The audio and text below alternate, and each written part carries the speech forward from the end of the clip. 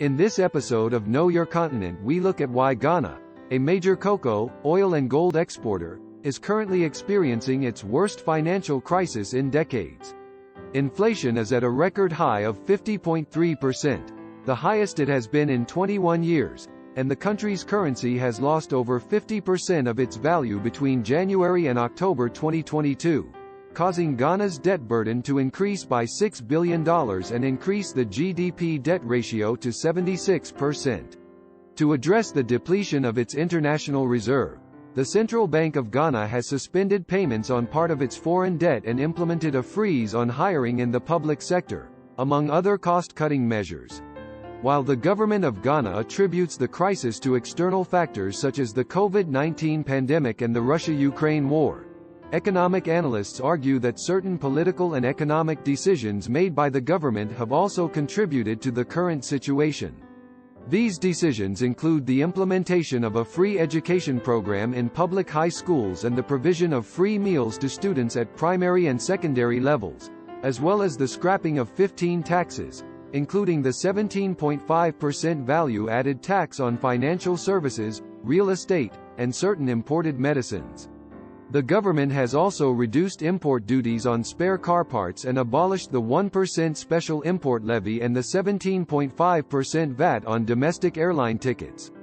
To make up for the resulting revenue shortfall, the government turned to borrowing, leading to increased bond market activity and a high debt-to-GDP ratio of 76%.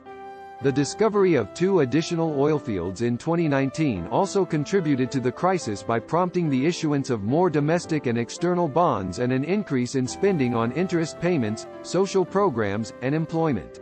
Despite producing 39.15 million barrels of crude oil with an estimated value of $873 million from January to September, the government, which is the largest employer in fields such as education, healthcare, and security, spent almost half of its budget on wages.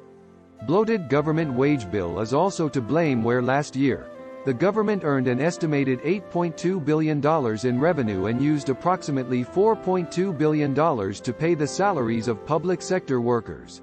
The COVID-19 pandemic further worsened Ghana's economic decline by reducing revenues due to lockdowns, and ambitious projects such as the construction of 111 hospitals in 2021 put additional strain on the economy.